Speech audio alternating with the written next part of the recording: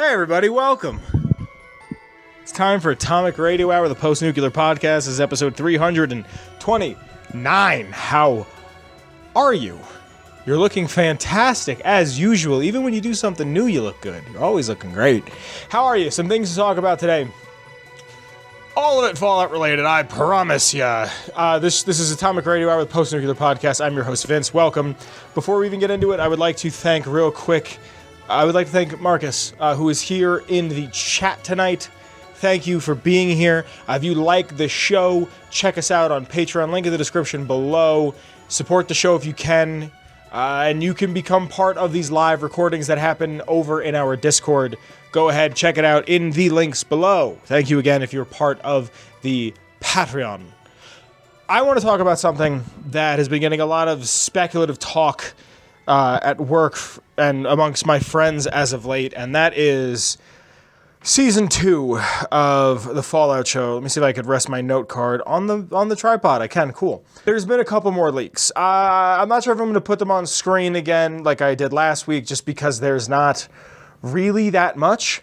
One of them being the one that we talked about last week is it seems to be that the sign from Novak has been created, and there's a screenshot that's been being passed around that looks to be like maybe even the stand, the Dinky Dino stand that you can walk into. At least from my perspective, that's how I saw it, with like a blue screen, if I saw it correctly.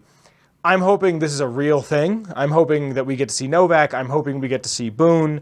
I'm hoping we get to see some remnants of Vegas that we're familiar with in some capacity. I'm really excited to see what we could be seeing from the prior games. So I have some predictions of what else we might see, but also there's one of the few other things I wanted to talk about was apparently the cons are going to make an appearance, and even if it's only in graffiti, they'll make an appearance. And we're going to talk a little bit about this more in a moment, but it seems like there's been some con graffiti that has been found on a set somewhere, I'm assuming from the picture. Again, I don't really know if I want to show it on screen just because it's such a small detail. It looks like it would be from the game.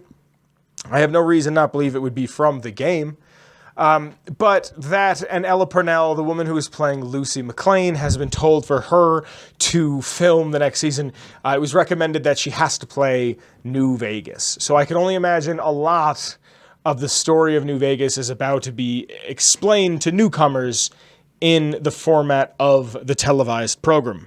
So this has been getting a lot of speculative talk about the Fallout show with my friends, and here's what I think. Here's my 3 quick predictions of what we're actually going to see when it comes time for the show to air in probably 2026. And the first one is going to be during a flashback scene. We're going to see the Vaquero suit, which we're going to talk a little bit about later, that Raul talks about and later couldn't go on to wear in New Vegas. I have a feeling that suit, Vaquero means cowboy, the cowboy suit that he gets at the novelty costume shop is going to be an actual prop that maybe Cooper Howard puts on. Maybe he shows it off and he's like, this thing looks silly. It's going to show up in some capacity in the show. I have no doubt that that is going to happen. I just think we're going to see more stuff like that. I wouldn't be surprised if next to that we see the Silver Shroud costume, maybe Grognak the Barbarian, maybe the Mistress of Mystery, Manta Man, you know, these fictional characters that exist within this world. I wouldn't be surprised if that is more talked about and more shown.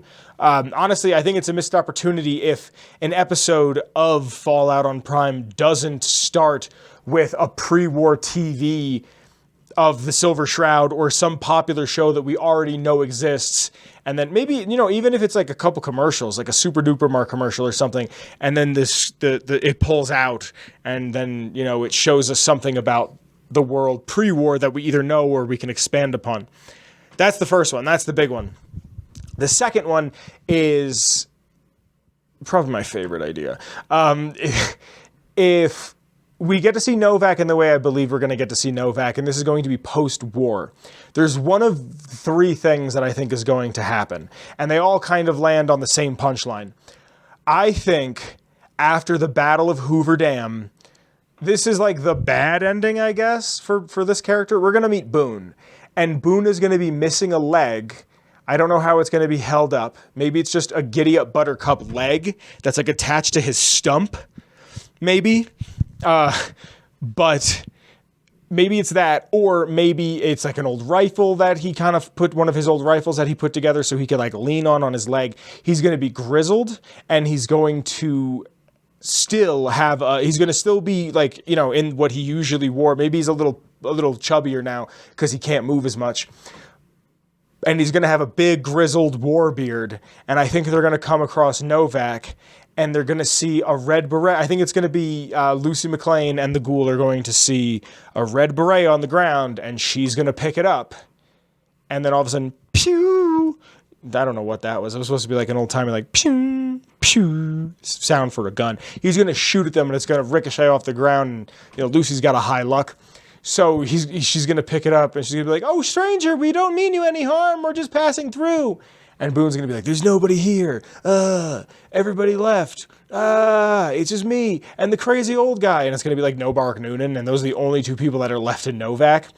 And there's going to be something about the ghouls from Repcon. Like that they're just around, that there's like a glowing one that's still around that kind of like lingers. Or in the Nightkin, we might get like rumbles and grumbles of Nightkin not far, because there is the one Nightkin that is in Novak.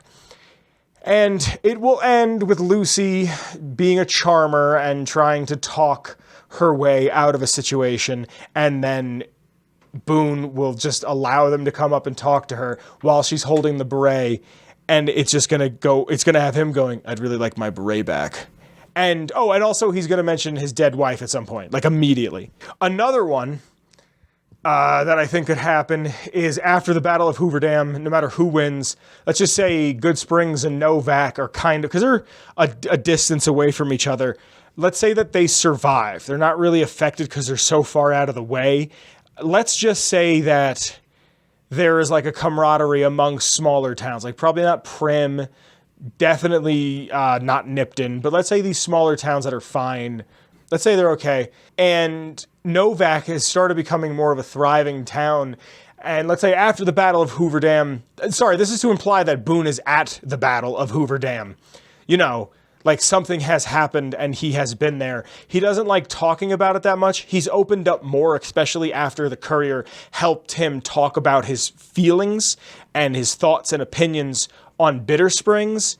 And after they fought, like Boone was there, I can only imagine Boone would have been like, I'm going to help my NCR brothers no matter what anyone says.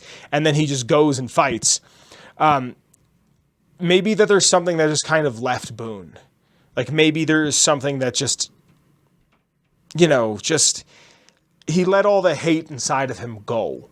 And he got over the death of his wife, and he got over the death of his fallen NCR brothers at Bitter Springs. And now he's, you know, he's in Novak, and him and Manny are kind of in control. They're not, you know, they're not necessarily the leaders, but they're the dudes in charge, and one's up all night and the other one's up all day. And maybe they're not in the dinosaur's mouth anymore to, you know, shoot if anything shows up, but they've taken more stock in their community. They care more about their community. And maybe this is Boone's redemption arc. There will probably be something where they walk into a thriving little motel town and they go to the garden, and somebody runs off quick and he drops his beret, and Lucy will pick it up because she's good-hearted, she's good-natured, and she'll want to give it back to the guy, and she'll follow after him. Also, this is probably the season where Lucy breaks, because I feel like the ghoul is going to go from hard to soft, and Lucy might go from soft to hard, and then have another redemption arc, but whatever, we're not talking about that right now. And then I think what's going to happen is Boone is going to get his beret back, only because he's going to talk to Lucy, and she's going to be like, hey, we're here to help. We're looking for some people, but if you need some help, we're more than happy to help because we need work and money and chems and what have you. And I wouldn't be surprised if after that nice interaction, Boone's like, by the way, I'd really like my beret back. Or the third option, they're going to get to Novak, and there is going to be a skeleton in the ground, just covered with sand, and the skull has a beret. But in front of that skeleton is about 7 or 8 legionary skeletons that are all just as withered, just as deceased, just as decaying in the hot Mojave sun. I want to see Boone. I really think that we're going to see something, if not a lot. I really think that, like, really thinking about it, this is something that I'm just adding in quick. I really think season 2 is going to open with Benny. I think they're going to probably dedicate that first episode to Matthew Perry. Like, you know, it's either going to start with a pre-war flashback. Honestly, first episode's a pre-war flashback. Second episode is Benny, and they'll probably dedicate that episode to Matthew Perry. And it'll be... It might even just be an adaptation of the comics. That would be cool. The All Roads comic. If we got like a real adaptation of that, I love that comic. I think the storytelling in that is beautiful. The illustration in that is beautiful. That comic is phenomenal. And I think if we had a version of that was live action, people could appreciate that story more. I would love to see Jessup and McMurphy and Chance again and in live action and see how realistic we can get it to look. Also, you know, it's Fallout, so you can kind of play with celebrity a little bit. They've been doing it since the first one.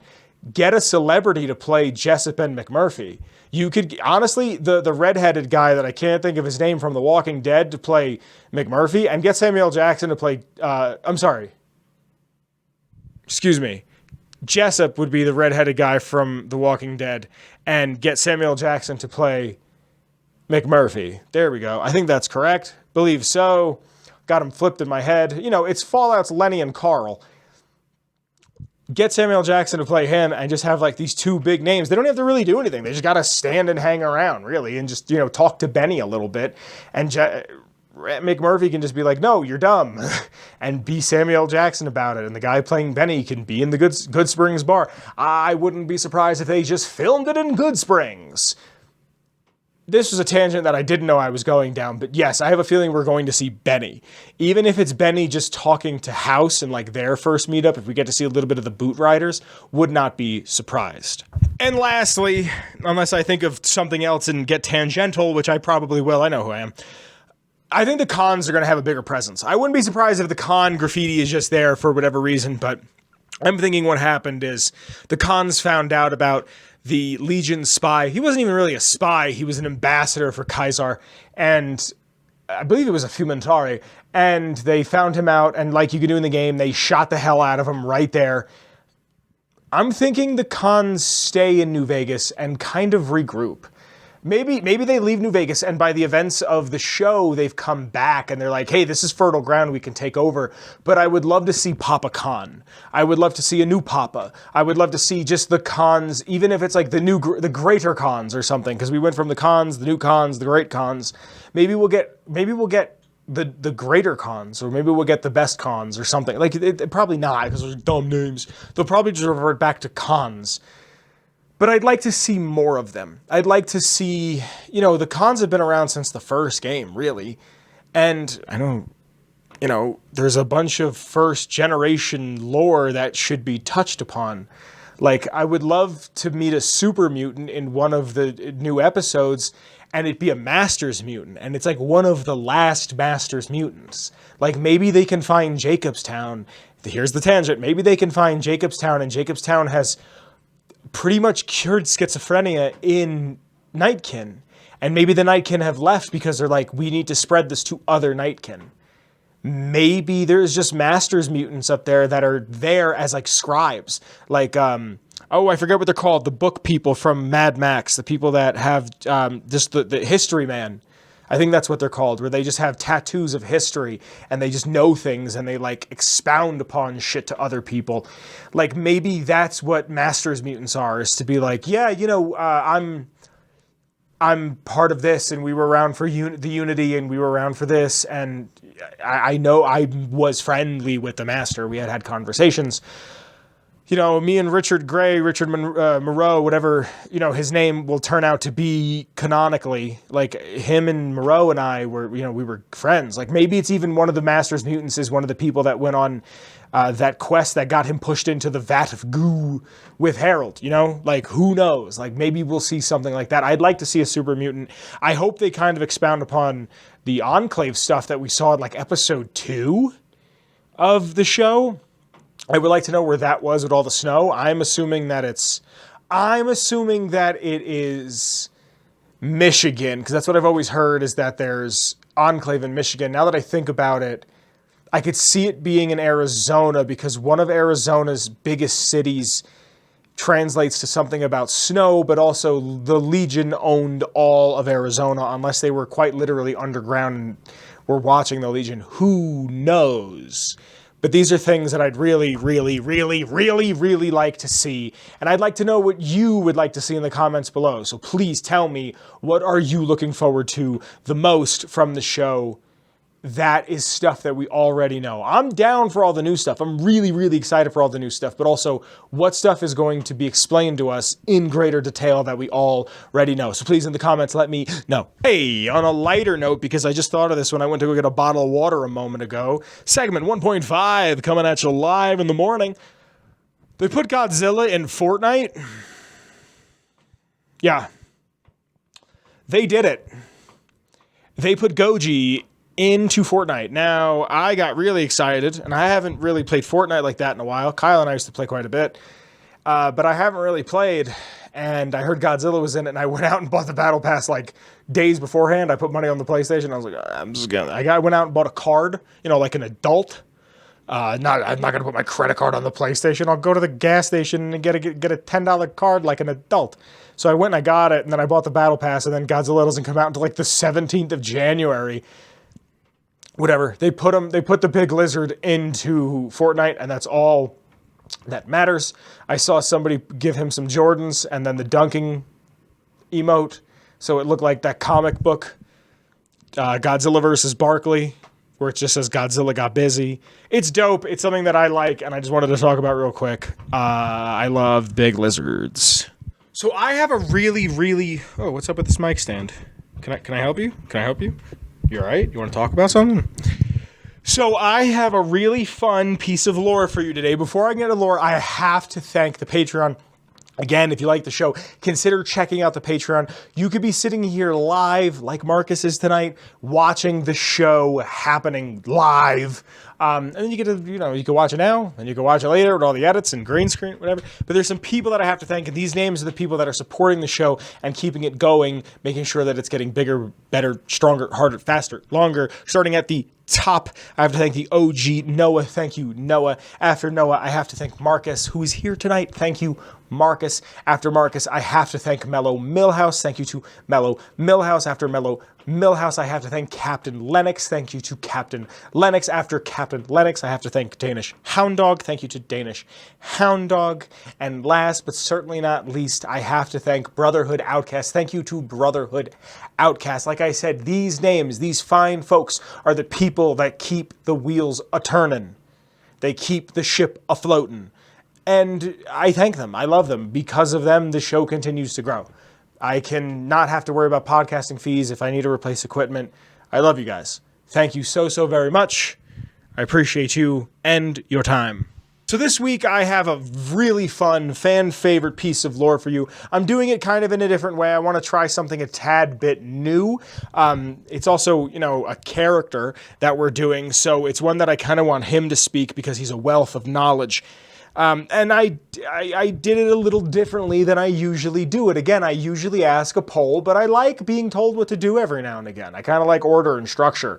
And, to get back into the swing of it, it's been fun it's been fun to do it this way. So if you'd like to hear any lore, and I mean any lore from the Fallout series, the shows, the games, the movie, the comic, make sure you check out the Patreon. From the $1 tier to the $10 tier, your voice is always heard.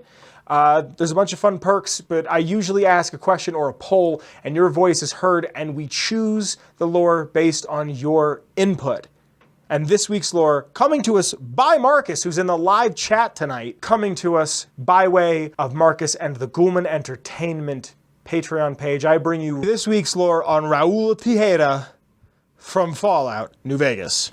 Now, Raul is a ghoul. Raul the Ghoul. He's 234 years old, and he's from a place called Hidalgo. Hidalgo Ranch, which is outside of Mexico City. He always calls you boss, which I really like.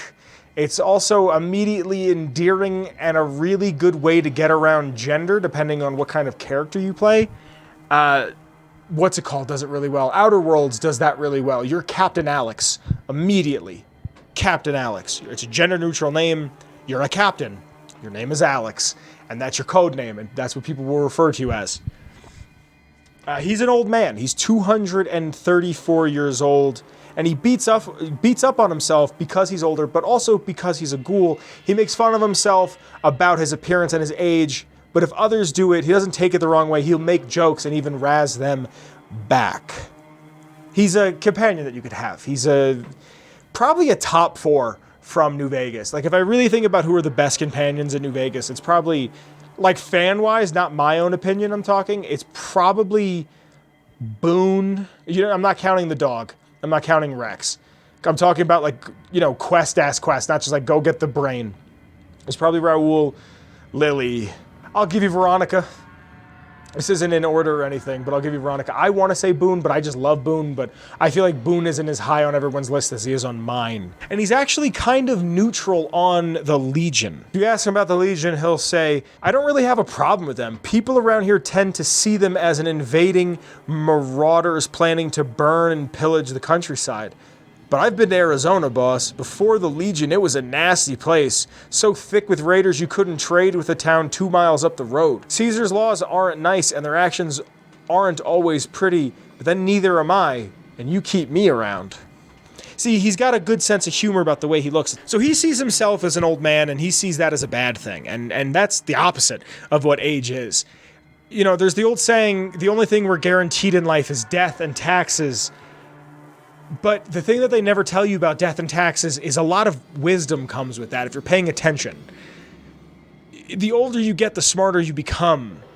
You know, if I want a new idea, I'd go to a young person. If I want advice, I'd go to an old person. Like, if I want to know how to properly do something, or like, you know, this is what my heart says it wants, but my mind says the other, an older person might say, you always do what the heart wants when you're young. But the older person might go, but now as an old man, I'd listen to my head. Like, you get these parables that are just probably everyday average things that they'll say that you don't notice until they're gone. Age is such a beautiful thing. Getting older is not something to be afraid of. There's also the mindset thing. If you go, oh, I'm after 30, everything starts shutting down. If you believe that, it'll happen. I'm 28. I feel the same that I feel since I've been 11 years old. I feel like nothing has changed. You know, the wallet's a little bigger, the responsibility's a little bigger. Like, it's like little things. It's things that don't matter. But deep down inside of me, I'm still an 11-year-old little boy who wants to watch Godzilla movies and play Fallout on the weekends after school. Like, that's all I am at my essence.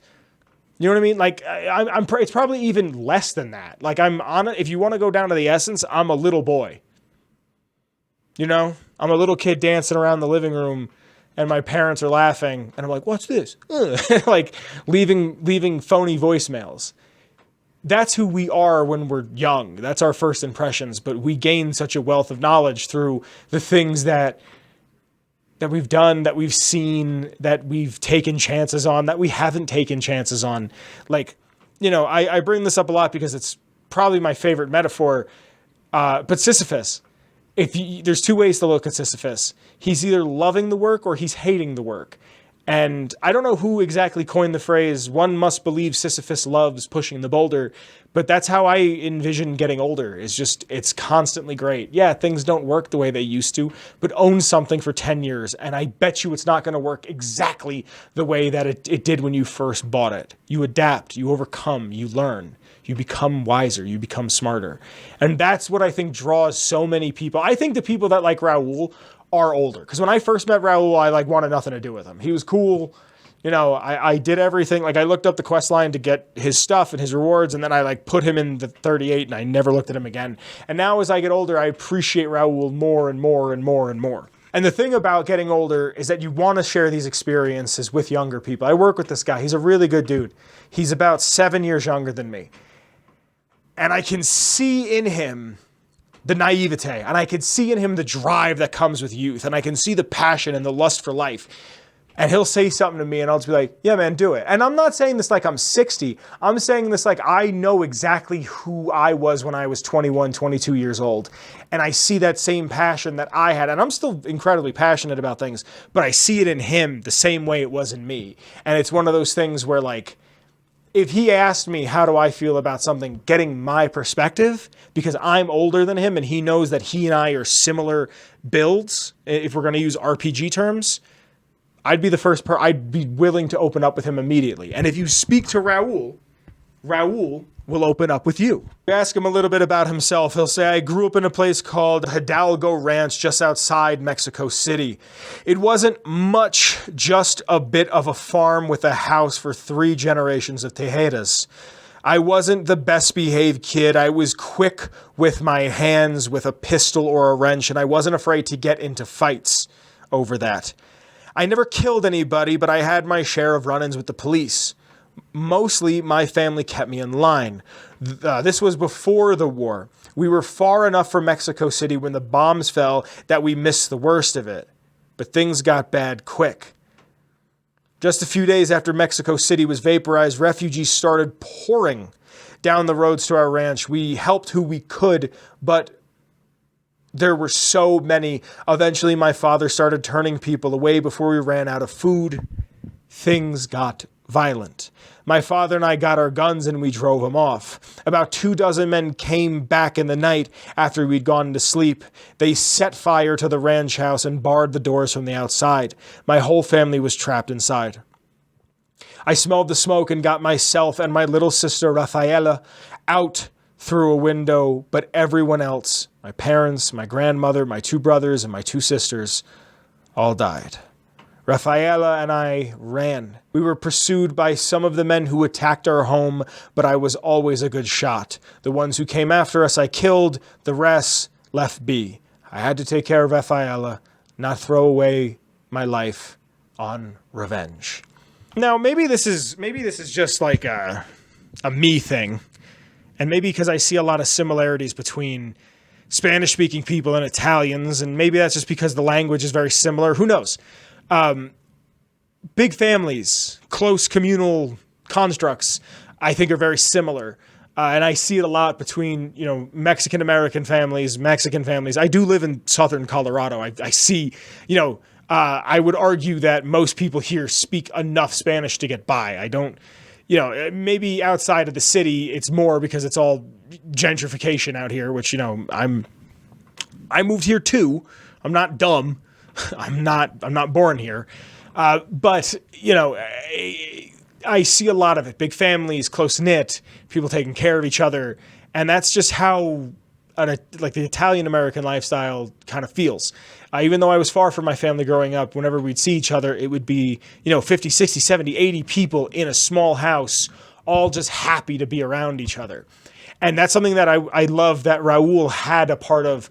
And even just him hanging out with the courier is enough to bring that out of him, even if it's in small drips and drabs until the end of his quest line, which even then you don't even really get to see the full extent of let's have a big party, we're a big family, but you get an understanding of where his people are culturally. So he took his sister and they left Hidalgo Ranch. The people that boarded up his house wanted him dead, and they put a hit out on him, even though his sister was deathly afraid of the men and the way that the world works now. Raul convinced Rafaela to go to Mexico City to see the vaqueros, which are the cowboys. And if I remember correctly, it's Spanish for jeans.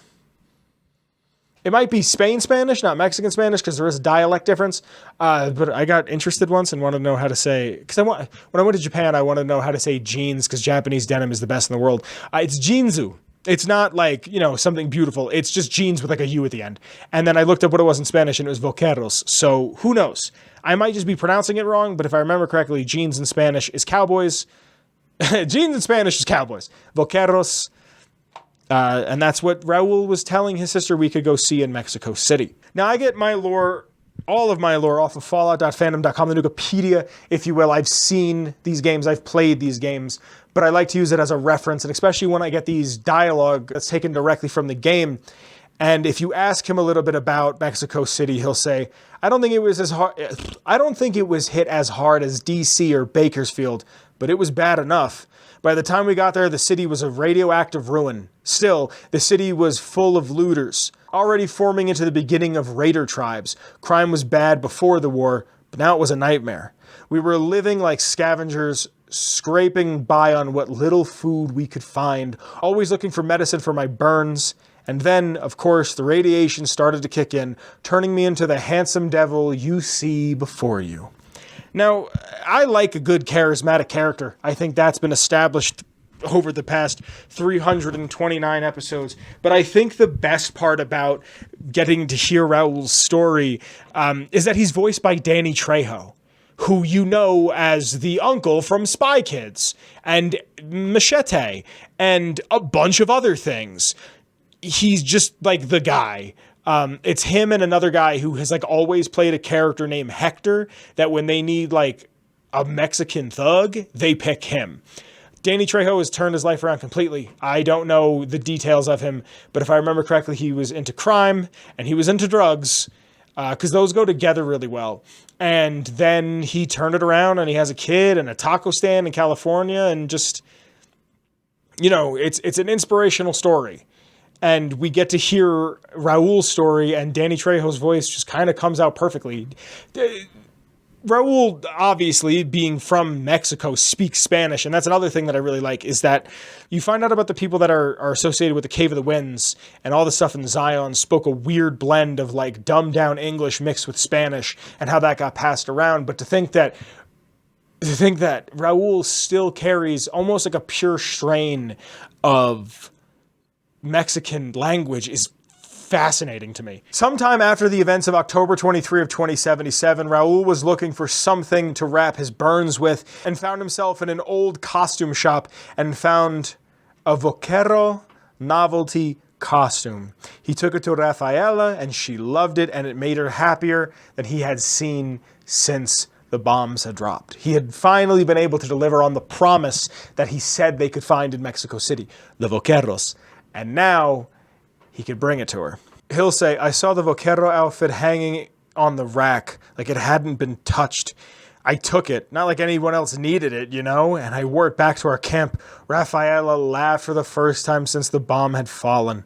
The courier can ask, wasn't it dangerous to be dressed so noticeably? And Raul will say, it was. I started to build up a legend. Sometimes it headed off trouble, but most of the time it just started more. Young punks looking to prove themselves would come up looking for me, but my eyes were sharp and my guns were quick.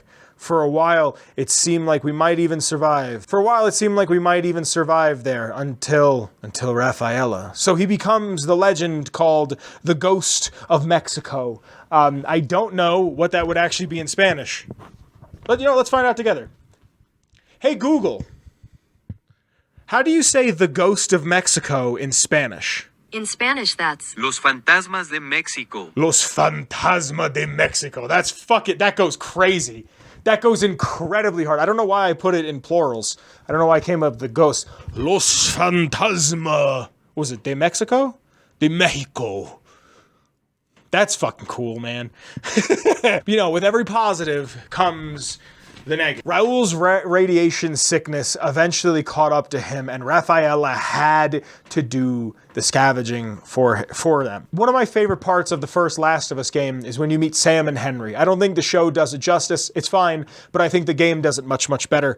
I love the show, but I love it because it's an older brother with a younger brother. And I had played The Last of Us, and then my brother had been born, and I played The Last of Us again. And especially once he had gotten older, that hit me harder. My brother and I are 11 years apart, and that hit me way harder. I won't spoil it. I know it's been out for a while, but I won't spoil it. It's just very sad. And that hit me in such a way. So when I would like to re-experience this again. It's been a long time since I got Raul, and I would like to get him again just to hear this, to see how this affects me now being older. If you ask about Rafaela after he says about her from the last dialogue option, he'll go, she went out to find some food one day. It was supposed to be safe, but some raiders happened to pass through where she was scavenging. I won't speak of what they did to her. When I found her body, the only way to recognize her was this funny little scar on her knee from when she was a little girl. I'd let my whole family down. First the ranch, now Rafaela. I was the last tijera. I guess maybe I went a little crazy then, but I took my guns and went back to the market. I didn't have many bullets, but I had enough. After the raiders were dead, I salvaged what I could from the store. I was tired. I just wanted to be alone. Forever. understandably, Raul would want to leave Mexico City. He would take off and he would go to Arizona, which I alluded to earlier when I talked about the Legion with Raul. And he found himself in a place called Tucson, which is Tucson. I love the degradation of language. I especially love it in the Fallout series. Raul hates it. I believe I'll read the exact quote in just a moment, but he hates it and he lives there and it's hard. It's a hard place.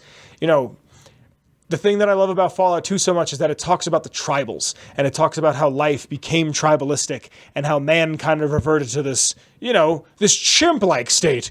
Ooka ooka monkey monkey, like throwing rocks and spears at people because we have devolved, essentially.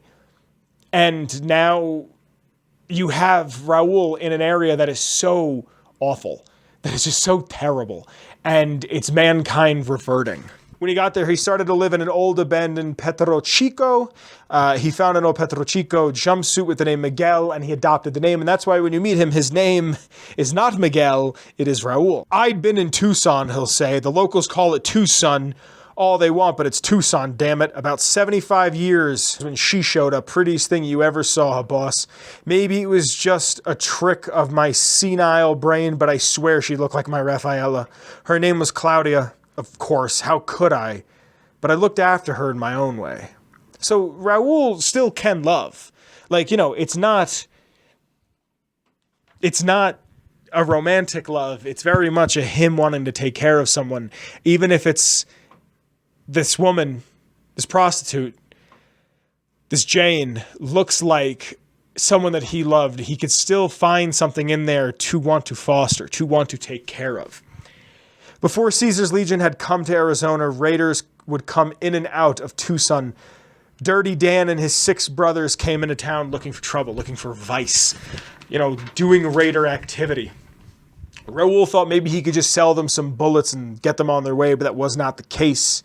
They broke into the brothel, they killed 4 of the girls and took Claudia. The courier can ask, "Did you rescue her?" And Raul will say, "I went after Dave and his brothers. They had a head start, but they slept nights. I didn't. Took me 3 days to catch up to them. They'd put a bullet in each of her eyes. I couldn't do anything except avenge her, just like Rafaela. I charged into the middle of their camp and started firing. 2 of them were dead before they even knew I was there. The other 5, I would have been dead, I think, if I wasn't so filled with rage. I wanted to keep living until they weren't, so I just kept shooting until they were all dead. I was in pretty bad shape at the end, though. I didn't know how long I lay there with the sun baking me and the buzzards chomping at me. Eventually, I got the strength to start moving. Some long time after that, I managed to drag my carcass back into town." You know, love will make you do a bunch of crazy things. Not even like, you know, romantic love. Just caring about somebody. Again, going back to the analogy of Sam and Henry, like, I understand that a lot. I understand that plot point in that game a lot. Even in the show, I understand it. It's one of those things when you care deeply about somebody, there's not much you won't do. He was depressed, desperately depressed, I have written here. He left Tucson and wandered west. He built a small shack east of New Vegas, and he wanted to settle down and listen to Black Mountain Radio. And this all happened sometime in 2281, before the Second Battle of Hoover Dam, and a little bit before the courier gets shot in the head twice outside of Good Springs. When he went to go investigate what had happened at Black Mountain, he was captured by Tabitha trying to build the Tabithopia, where he was forced to work as a repairman fixing toasters, and Tabitha's broken Mr. Handy Rhonda. And when you speak to him about this, he goes, "I left Tucson and headed west. I ran into Tabitha at Black Mountain, and well, the rest you know. I swore I was done with the gunslinging life. I was too old, too slow, and too beat up to protect anyone anymore. I thought I was done forever. But after traveling with you, realize I may have had my doubts." And once you get to the end of Raul's questline, he gets to wear the Vaquero outfit again, which is super cool. And you get to see a man. The way you trigger his events is you take him to older people throughout the wasteland and you introduce him to them by talking to them. When you talk to the older folks, like I know Chief Hanlon is one, Ranger Andy's another one. When you talk to these people, he doesn't feel so old because he sees that old people still have value in the world. His quests are crazy, crazy, crazy, where he can be recruited as a part of the Black Mountain questline, Old School Ghoul, where he's an active companion, where you talk to Loyal, Corporal Sterling, Ranger Andy. Oh, maybe it's not Chief Hanlon then. He's a very competent repairman, and it's possible to use his services after dismissing him back to the shack. He will never offer any kind of discount. And if you send him to the Lucky 38, he won't be able to do repairs.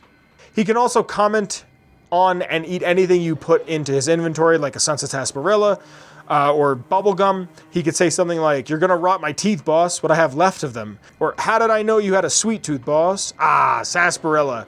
That's just what the old dry throat needs. He will also complain about certain things. If made to wear heavy armor, he'll complain that the player is going to destroy his knees faster than nature is. While sneaking, he'll make various remarks about how this won't go well. Primarily, he'll retort to, "Keeping quiet unless my knees cracking gives us away." He can also say, if he's heard enough, "Boss, the pain from my wounds is starting to outweigh the pain from my arthritis." Or, "Boss, is my jaw still attached? Good. Can I get some help to keep it that way?" He has some fun. Some NPCs will have some things to say about him. If you're with him hanging around. Some Wastelanders will say, "Your friend smells like a bag of rotting meat." Or, "Your friend is one ugly motherfucker." The Fiends in Vault 3 will say something like, "Your friend smells like ass." And that's coming from the Fiends. "Take your pet ghoul away from me." They'll also say, "The Gomorrah floor manager will treat Raoul normally like other gamblers, assuming that he can have a good time even if he's a ghoul." Wow. The hookers outside of the Gomorrah go, "Haven't had a ghoul before. Do I get to keep the tip?" Gross. Some gamblers will even say, "I thought they didn't allow ghouls on the strip." Boomers will be, "I never seen a ghoul up close before. Not sure I wanted to." Some Brotherhood of Steel members say, "Oh good, now I have to put up with the stench of rotting ghoul as well. I hope the air filters are working." My god, these people are awful. Raoul's an exciting character, man. There's fun things about Raoul too, like he doesn't have a changed voice, and him and Desmond Lockhart are some of the only ghouls to still have facial hair.